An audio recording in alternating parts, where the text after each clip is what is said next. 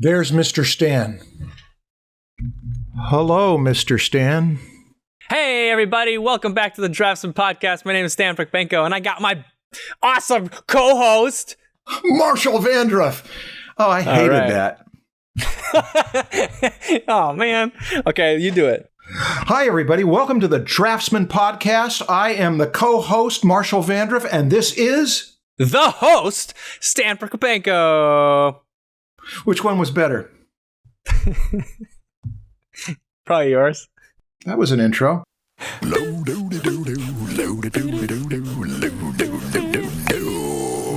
the Draftsman Show. Yeah. Let's see, what did we talk about last episode? We talked about I don't know what word you're going with. The faults of the soul? Chicken noodle soup of the soul, Yeah. whatever. I don't know. Faults, pitfalls, sins, risks. I hope it was useful. Do you think it's important enough for me to print those out and hang them up on my wall? I don't know. That would be up to No? We've done a lot of this personal responsibility thing. That would be up to you to decide whether it was that important. I'm putting it on me again. Yeah, I'm not going to be the one who decides that. I'm lazy. I don't want to make decisions. Can you just help me? That's why you should, is that this will prove that you are willing to overcome it. Okay.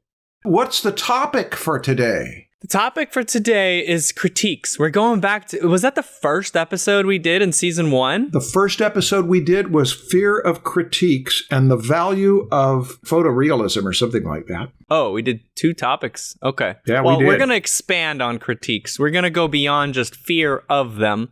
We're going to be very specific here. We're going to talk about how to give good critiques, how to give bad critiques, and how not to give bad critiques. Good. How to get useful feedback, how to set yourself up for good critiques, how to respond to critiques.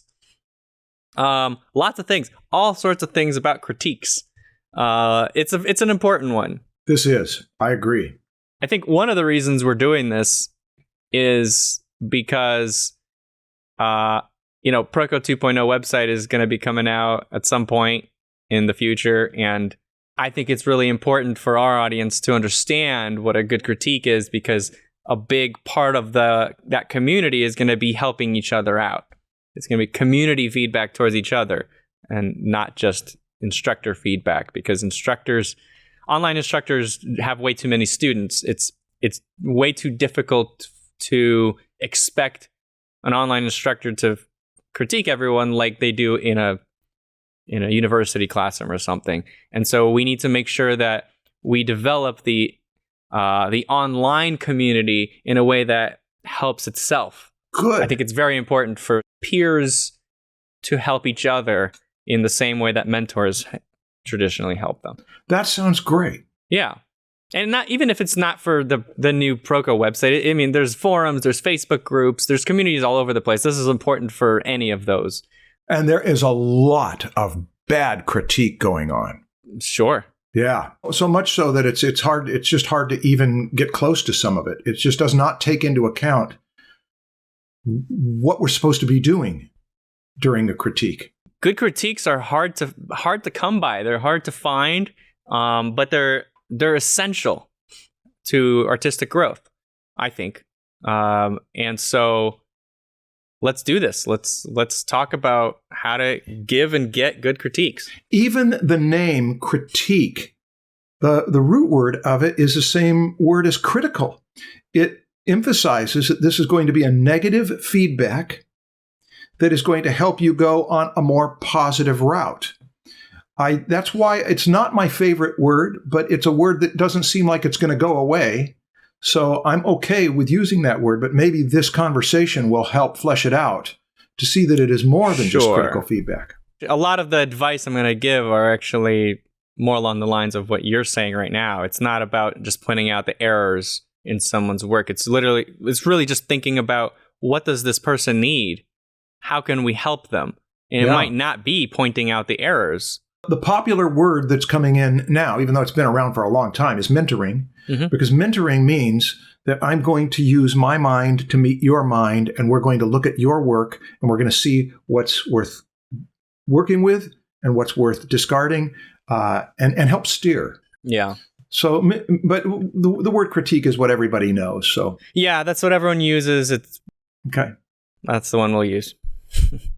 Where do you want to start? The first question some people might have is like, when am I ready to give critiques? Right? Am I allowed to critique someone? Like, I'm a beginner. The first thing I would do is to break things into the objective and the subjective. And a beginner may not have enough knowledge to look at a piece and objectively assess it. They can give their opinion, and opinions are important, especially if it's a beginner who's your client, who's going to buy this. Their opinion counts. But that's the first thing I do in assessing what a critique is. There are some things that are objectively, measurably true. There are other things that tell me more about my opinion than they do about the piece. And then there's the overlap. I think that we can't really have a useful conversation unless we understand that spectrum. Great. We've defined that. We have a full episode on that. I feel like that's probably enough. Objective versus subjective. Mm-hmm. Beginners might not have enough knowledge to give an objective critique, but they might have enough. So, and it doesn't have to be big picture. If you watched a lesson on gesture and then you saw somebody post a drawing they did, that's literally the assignment from the gesture episode, and you notice that this person did something that was considered a mistake from the video, I feel like that's okay to say, hey, Stan or whoever the teacher is says that this you need to use simple lines like S curves, C curves, and straights in your gestures. I see you're using a lot of complex lines. Like, that's something pretty easy to pick up, even for a beginner that just watched the lesson. That's right. And you can point that stuff out, even if you don't have a lot of experience from it. Right. Being able to spot errors is way easier than being able to do it without any errors at all. And so I feel like beginners are more capable of critiquing others and helping others see problems in their work than they give themselves credit for. As long as they go into it with the intent to actually help this person and they're confident enough in how they understood the lesson to give that critique. But it doesn't always have to be pointing out errors. You just said it yourself. Sometimes maybe what that student needs is some advice on something that's not technical. If you could tell this person is just feeling sad about something, you could just give them advice about how to approach studying. And a beginner to art might have experience in other parts of life that could be useful to a student of anything.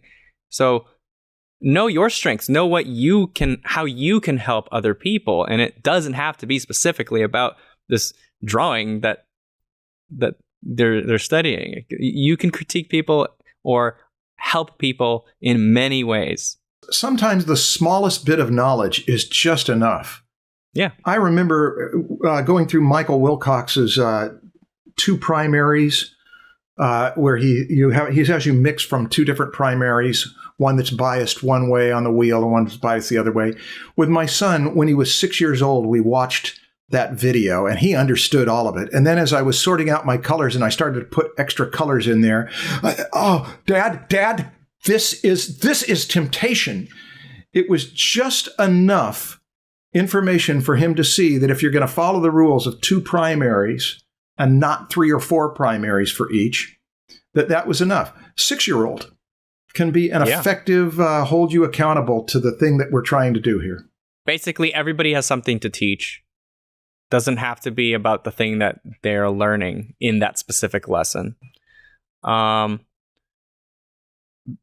humble about where you are, but also be confident about where you are. Even if you're in the beginning, be confident with yourself. How does a beginning critiquer know whether they're being humble or confident or appropriate? Through experience, I guess. Your peers will probably give subtle clues to either your big ego or your deflated self-esteem. Okay. Social intelligence, emotional intelligence will help you get there. I can't teach emotional intelligence right now on this podcast, Marshall. Okay. Do you have an answer? Yes, I do have an answer, and it's what your answer. I want to take your answer and pull it up and examine it because it has what it in there. Except I take the word subtle. I take the subtle cues out of it. I think that every critiquer should be willing to be critiqued for how they critique. I think that's part of what we should address. What are the laws or the rules that must be applied to the person who's in that position of, I'm the authority here? What must we say? Okay, there's a law higher than me that says that I can't just critique however I want to. There is a way that I am held accountable. Yeah, critiquing is a skill that can be developed. You can get better at critiquing. And so I have some specific advice on how to give good critiques. Let's hear that. But before we get there, let's talk a little bit about why you even want to critique people. Why waste the time? Well, I can't imagine why anybody would say, nah, I don't have any vested interest in your work. If their job, if they're getting paid to help, if they're a friend of the person. What if they're not a friend of the person? They're just on some website. And what if they're not getting paid for it? I don't know the answer. Okay. One reason is that helping others feels good. It does. But it does. So the selfless reason, right? It feels good to help. Some people need this. They need to feel helpful. But there's also a selfish reason to critique others or help others online. One of them is networking, developing good connections. If you become known in some forum as someone to go to for advice, you start making friends. Some of those friends might end up getting jobs at a company a few years later. I mean, we talked about this already with networking in general. Like, just be helpful to other people, and eventually it'll come back. The more friends you have, the more chance you have of getting help from your friends. Critique is social. Critique is connecting with other people. It's establishing a relationship, and establishing the way this relationship goes is that if you ask me a question, I can answer, or I might ask you some questions, and that will start a dialogue. Yeah, the two people in my life that I know that have a really big, strong network are you and Christian. And both of you guys develop your network by helping people. So I see that as the strongest way to develop your network. So start helping people. Be helpful. That's a selfish reason to help others. Yeah, that's the beautiful irony of that. Is one of the most selfish things we can do is to be selfless. Work on unselfishness. Yeah, that's interesting. Yeah.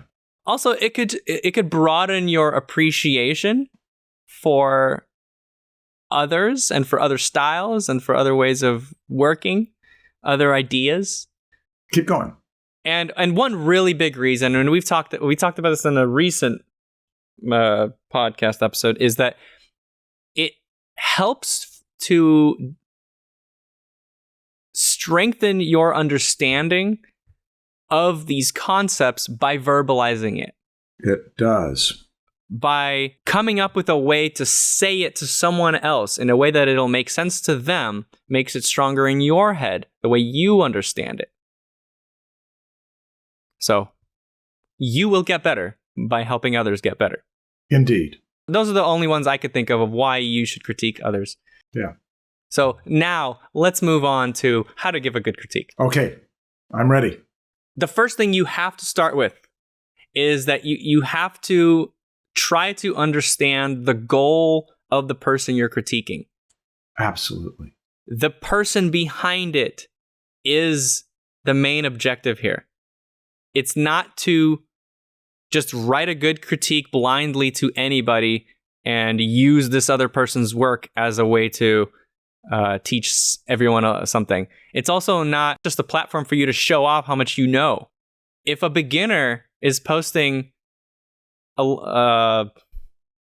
let's say a figure drawing, they're obviously just starting on figure drawing, and then you start listing off all the ways they screwed up their anatomy, and you start naming the names of the muscles, and you just show off your understanding of the human body to make yourself look good. This is in no way helpful to the person you're critiquing. It's just going to confuse them. It's going to make them feel like, oh crap, there's so much I don't know. And are they even ready for that? Probably not. Like, make sure you understand what this person you're critiquing needs at this moment right now in order to get to the next level. If it's anatomy, if you really feel like they need to start thinking about anatomy and improving that, then great, give them that information. But you always start by considering the person on the other side. Now, that's if you're coming in cold. What do you mean? And that means that someone says, I want critique on my work. Can you give me critique on my work? The first question is, what is it you're hoping to do here? Because I could ruin your piece by giving you feedback on anatomy when you're trying to do a primitive cartoon that doesn't want anatomy. So that's you're coming in cold. When I'm doing critique, most of the time, it's because we've had an assignment, a project with specific guidelines, and specific goals have been clear. So when we come into that critique, it's already understood. Here's what we're trying to do with this project. And so I understand that up front. But I agree, the objective is, where are we steering? Where are we going? What are you trying to do here? If we don't have that, it's a waste of time to just take one chance in 1,000 that you're going to hit what this person needs. Yeah, if the person asking for critique didn't specify all that stuff, then you can ask follow-up questions. That should probably be where you start in helping them, is by trying to understand them. And with online communities, that's a very easy thing to do. You comment below, and they'll answer you. You can have a conversation with that person. You know, treat it like if somebody actually came up to you asking you for advice. Almost always we begin by asking questions, getting to know them a little bit better, figuring out their goals, the objective of the specific piece, and their larger artistic goals as a student and an artist. And what are they working for? What are they trying to go into the animation industry? They want to be a car designer. Very different objectives here. So understanding the person by asking questions if you don't yet understand them from the context of their post. So let's assume we understand what the student wants, what the critiquee is trying to do. That reminds me of a cartoon character I wanted to develop for an AI that critiques people when that comes out. Uh-huh. The name will be Critiquey. Uh-huh. Because it'll be a tiki pole, the Hawaiian. Oh dear. Okay. Or Polynesian.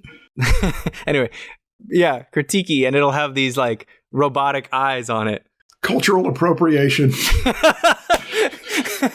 Yeah, you're stealing it from Disneyland. It's just wordplay. Come on. I know. Has nothing to do with Hawaiian people. It's just the word tiki happens to be in there. Is that cultural appropriation? It is, huh? I don't know. Wait, what was your question? The question is, if we understand what the objective is here, what this student is trying to get, where do we go next? Make sure you give context to your opinions as well. Give me an example. I guess an example would be if there's any personal taste involved in your critique, make sure you put that on the table. Why do you think this person needs to improve this thing? give specific examples of how this will help, or an example of how it would be done correctly. You could even provide images that help them see it more clearly. If you do want to give an opinion, be specific on why and how you think this would actually help strengthen the piece or help them improve. Just kind of giving advice, like, I think you should improve your gesture. You can be specific about how they should improve the gesture, or even why they should improve their gesture in the specific piece. The topic is gesture. Yeah. And there are a few things that almost anyone who even believes in gesture would say are useful. One is that some simple lines of continuity hold it together. And if that's not happening in this piece, that's where we can say, look how it feels disjointed. And if you were to work with fewer lines and longer lines to hold things together for continuity, that might help. Another would be that the position of this person who's supposed to be running, we've got them skipping because of the way their limbs are positioned. And that is not the way a person runs. When a person's going to throw a punch, they would be putting their weight on this leg and they'd be putting that leg out. That's the empathy with the model. And we could say, that's an awkward pose. And then we could help them by saying, get into that pose and you'll see that it is. Let's do some analysis. So we're getting very specific of how to help with gesture. Another would be that the whole thing is all curved lines. How important it has been for artists for a long time to have a balance and rhythm of curves one way and another, and curves and straights. Now we've got some objective criteria to say there's something missing in these gestures. Maybe we should design an exercise specifically for you to build those muscles to get better at gesture. Yeah. This way, the prescription is related to the diagnosis of the problem. Yeah, and you're trying to be as clear as possible. You want to make sure that you're making it easy for the critiquee to understand what you're saying. And not just understand what you're saying, but also understand how to actually apply what you're saying. To me, that's the next assignment. Right, yeah. That if you're working on this and it isn't working, now we've got a new assignment for you. We've got a new problem to solve. Yeah, and that's only if you can, if you're capable of it. Sometimes, like we were saying, beginners might be able to see the problem someone's having, but they might not necessarily have the answer. It's still useful to point out the problem, but if you're capable of clarifying even further and making it even easier for the critiquee to take that next step, then yeah, do it.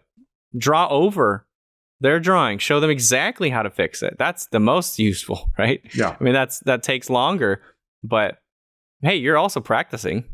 You know, you're learning how to solve this problem. You're solidifying your ability to solve this in your own work when it comes up in your work. This episode is brought to you by the Proko Figure Drawing Fundamentals course. Learn the core concepts of drawing through the tradition of figure drawing, a process that will allow you to draw dynamic and three-dimensional people in any position and light them from any angle. This is a course that will walk you through the whole process, from drawing the gesture and motion of the pose, all the way to shading the forms. You'll explore how to simplify the torso into the bean and robo-bean, how to mannequinize the anatomical forms, and how to identify important landmarks on the body. You'll also learn how to measure proportions, exaggerate the pose, and keep your figures balanced.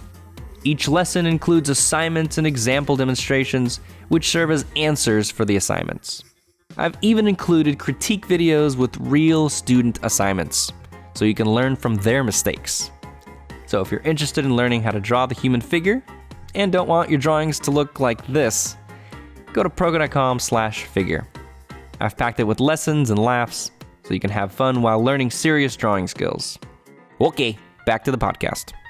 So one of the most helpful people on the website right now, while it's in beta phase, is Leandro Roger. I pay him to go on there and critique, but I pay him because he's really good. And he very often will provide images in his critique. Great. So it's very clear to the student what he's talking about. Great. We are working with a visual medium here, and sometimes words can be confusing to especially beginners, when you might even be using words that they don't understand yet, and you don't know that they don't understand those words. But seeing it is like, oh, okay, there's the answer.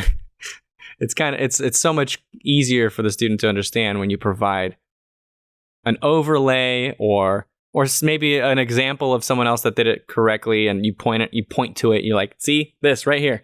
That's great to hear. Almost always he has an example. Stan, there's two things going on here. One is what you mentioned earlier about networking. And so you brought up Leandro's name. So Leandro is already now famous in my world and our world as someone who you opened up a stage that's brand new. And this is a person who's shining as an example enough to where they got themselves a job. Yeah. The second thing is how he is shining. He's shining by pointing the way, by saying, here's how it can be done. Here's how it is done. Here's how someone else did it, so that we've got something concrete and not just talk. The very first point, too, that he always tries to understand maybe an underlying issue with the student, not just the problem with this one drawing. He's always looking a little bit deeper and putting it into more context.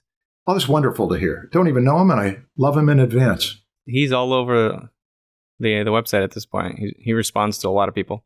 Okay, so we've got objectives and objective assessment, and then pointing the way to where it can go.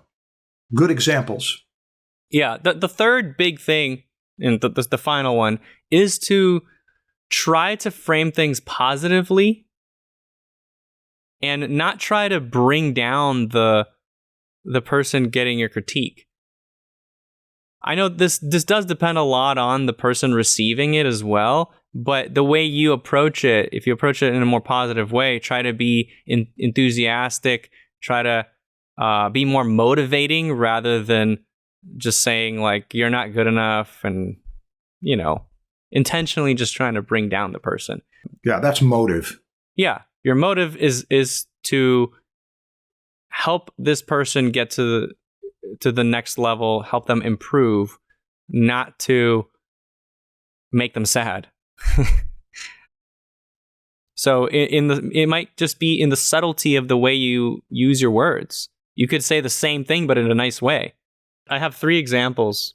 Yeah, go ahead. These are examples of good critiques. I like this pose, but the shoulder is looking dislocated.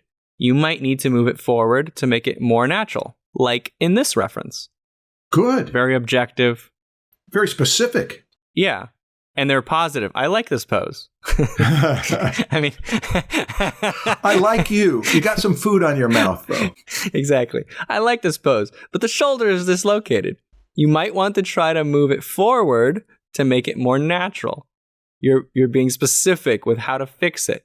Like in this reference, you're actually providing them example. Yeah, very good. Another one, there's a ton of detail going on here, but it can be better to have a few places of lower detail to balance out the composition. Here's an example.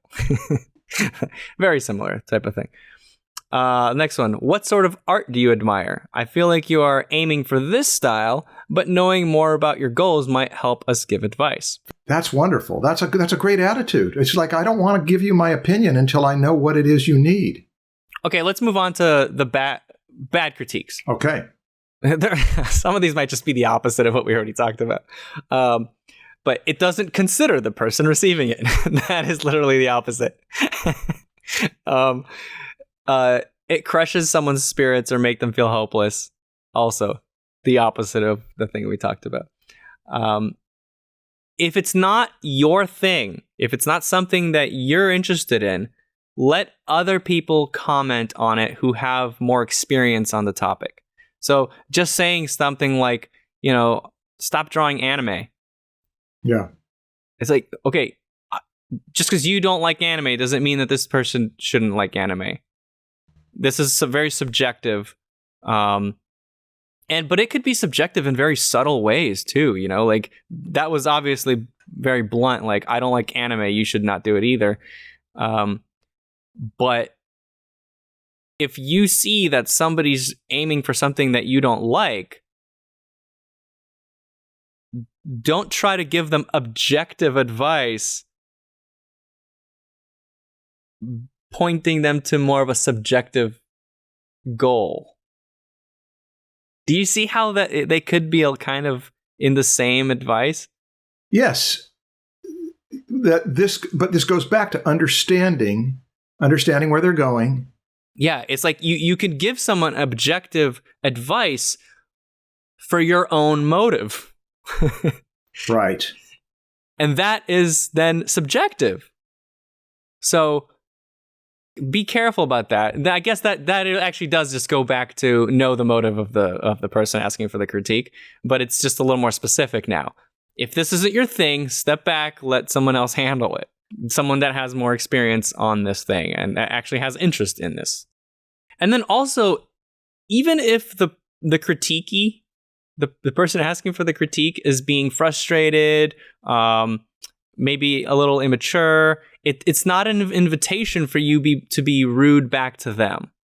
Try to be friendly even to the people who are not necessarily not friendly, but just the people who need a push towards positivity. Now, you're talking about the critiquer or the critiquee? Well, both. If the critiquee is a student who is obviously frustrated and being kind of annoying, this happens pretty often. I mean, a lot of artists are not confident in their work and they put themselves down.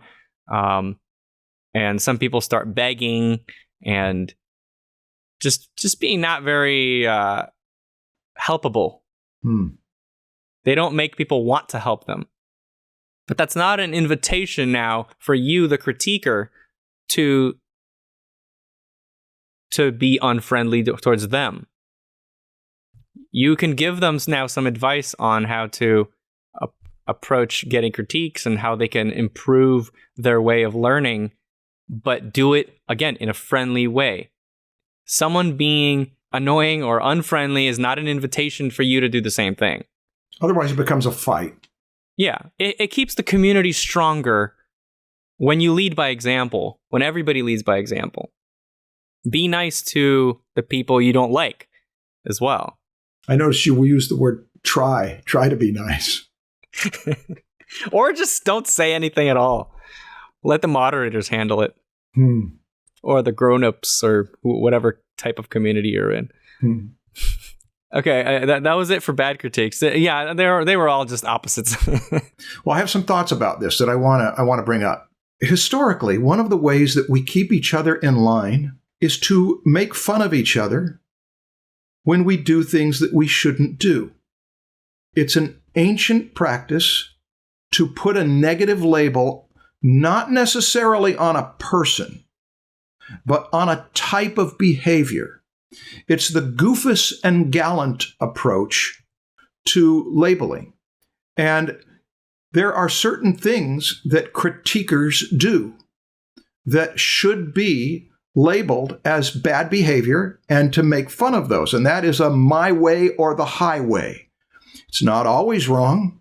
That is the military approach, where the military is designed for efficiency. You can't sit around and think everything through when you're in battle. It's that they said, do this, so you do that, and the machinery all works. But that is one kind of behavior that when somebody is participating in that, to look at it, to label it, and to say that's a my way or the highway. Another is to ignore the motive. Another is to be too vague to be understood. Each one of these faults of the teacher can be labeled and could be had fun with and could even be turned into visible characters, and animations could be made about them so that we look at that, we say that's bad critiquing, and then we ingest as socially not to participate in that behavior, because one of the most difficult things socially is to be laughed at, to be humiliated. And so we don't want to play that role. Now, same thing with the student. The student can be so thin-skinned that you can't say anything that isn't praise. And even if it isn't praise, if it's just a neutral objective but isn't praise, the student just breaks apart emotionally. That is something that can be labeled as as whatever type you want to call it, the easily wounded. Yeah, that's a big thing in my next section is how to respond to critiques. Okay, well, let's segue into it with another way that students can be terrible. This doesn't happen that often, but I've certainly seen it happen. The student wants you to give negative critique. And it may be they want it because they want to get better. But sometimes they want it so that they can argue back. Because that's where they get the most enjoyment, is getting in a fight, turning the doctor into a drill sergeant. Turning the fellow traveler, I've mentioned my favorite one is the fellow traveler. I'm a little further along on this traveling. Turn the fellow traveler into a sparring partner.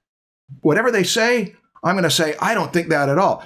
That is a behavior that can be made fun of enough to where when a student has an itch to pick a fight, they recognize this just gets us off track from what we're trying to do in this class.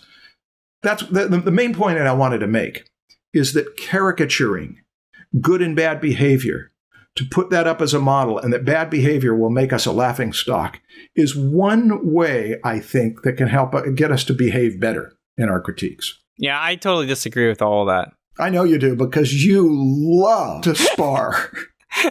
Stan, do you have stuff on how to respond to critiques? Yeah, I have several things on my list. The first one is keep in mind that you don't have to accept every advice that's given to you. Every critique that everybody says, some of it might be contradicting, some of it might just be bad, it might be subjective. And just because someone disagrees with the way you're doing something, it's not in their opinion what they like, doesn't mean you should change to be that way. And you should learn how to identify those types of things. And I think that, one of the reasons that we learn to give good critiques is because we are able to better identify what a good critique is when it's given to us. I think so. So that actually, let's add that to the list of why you should give critiques that we went over in the beginning. So basically, have an open mind. Consider everyone's advice that they're giving you, because they're taking their time to try to help you, hopefully. But you don't have to accept everyone's advice.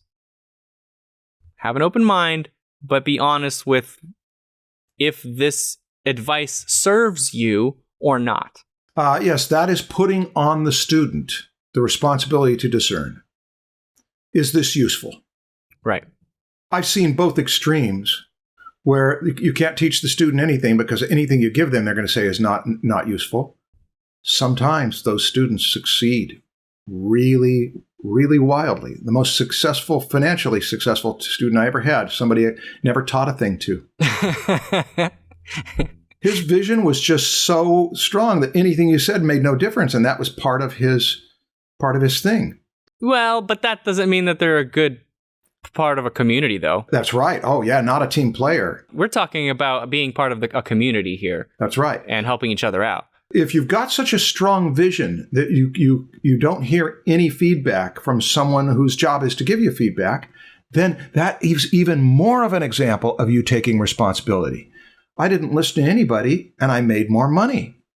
But if you're not in that position where you are that willing to bet on your own confidence that I know what I need to know, and I don't need anything from that person who claims to be an authority, then great, more power to you if you succeed. But if you don't succeed, it may be that you just couldn't be taught. Yeah, so you don't have to accept every critique, but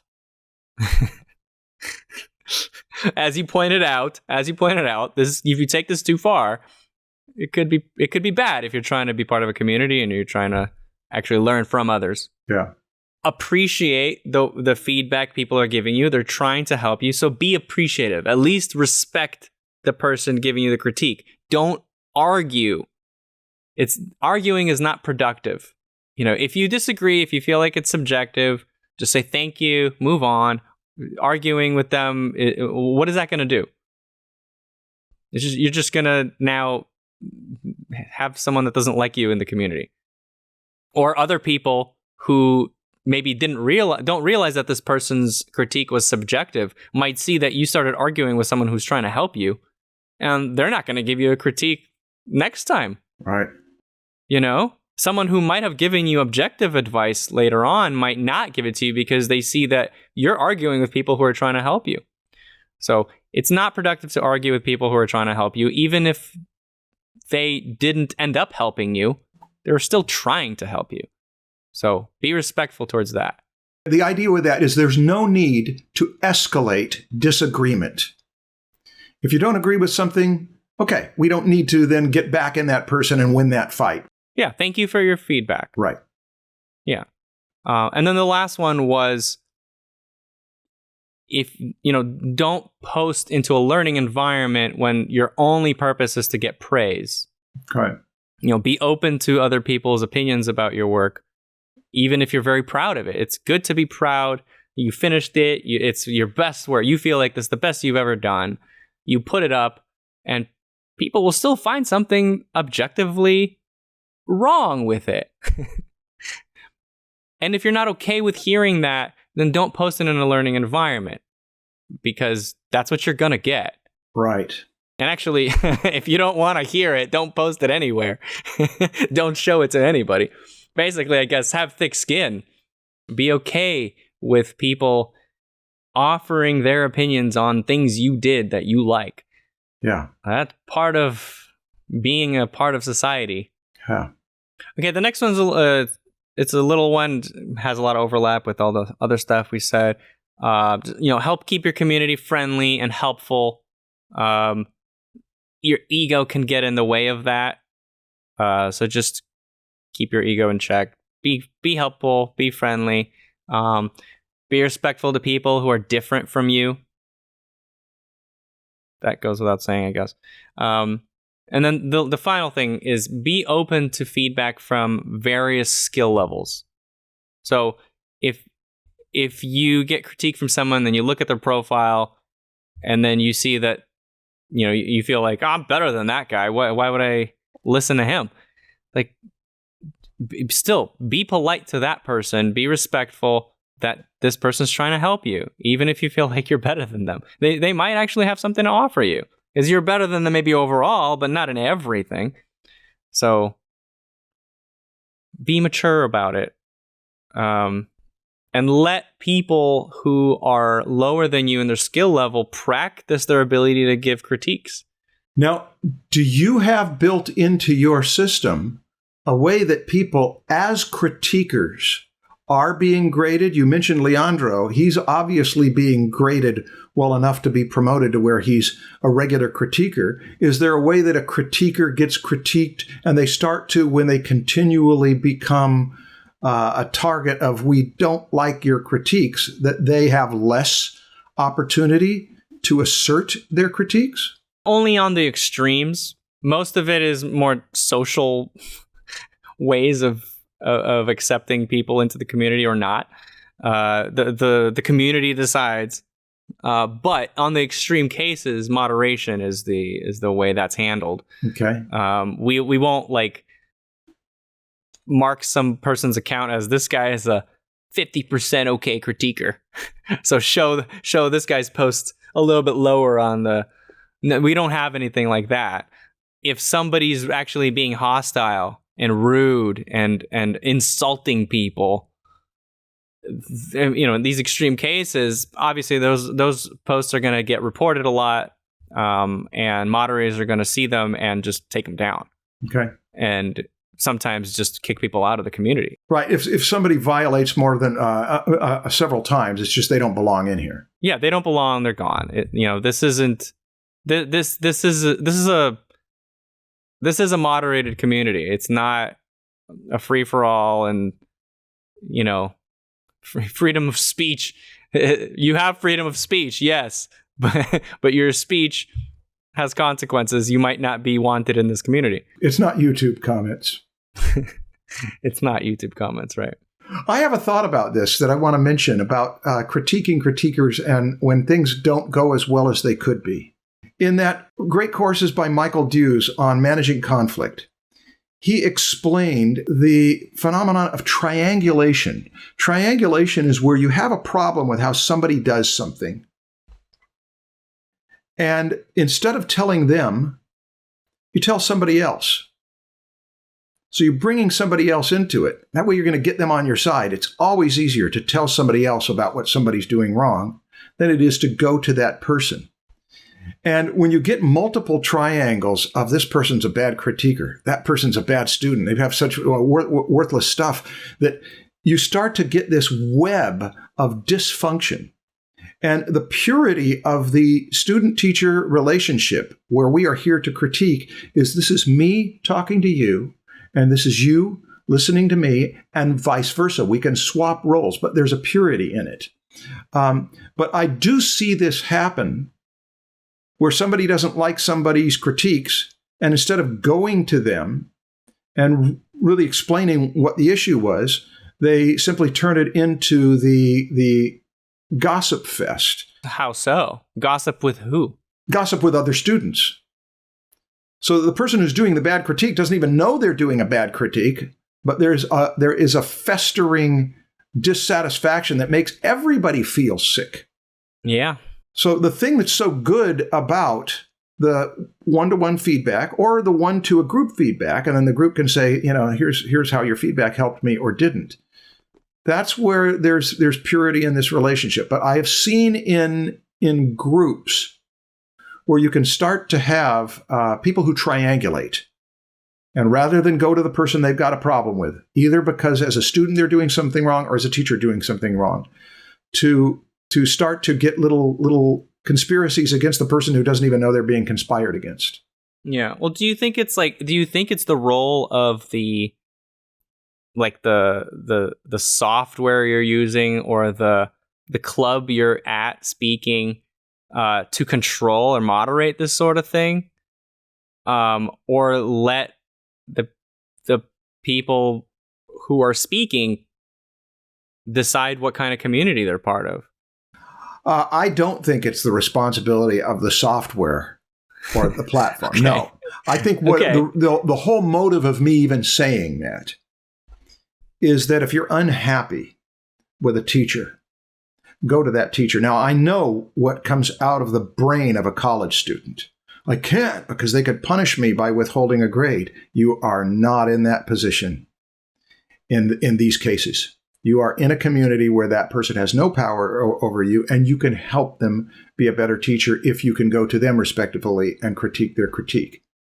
That's what I'm bringing it up for, is be aware. If you're a triangulator, if your tendency when you have a problem with someone is to go to someone else and tell them about it, that is what creates dysfunctional triangles in relationships. Mm-hmm. I don't know whether that's specifically directed to this, but it's on my mind because No, it's a good thing to keep in mind if you're part of a community, is just don't do that kind of thing. Yeah. Well, that was everything for how to respond to critiques. The only thing I have left is how do I get useful feedback on my work? All right, we'll stop here. Stan is on paternity leave, but we'll carry through with this next week, the subject of how do I get useful feedback on my work. If you want feedback from me on your work, Friday is the deadline for participants to register for the last of this year's Bridgman feedback sessions for you former Bridgman Bootcamp observers. If you're new to this with me and you'd like to eavesdrop on the sessions, it's very inexpensive. Go to martialart.com/eavesdrop and you'll have all the info, but it starts soon. See you next week.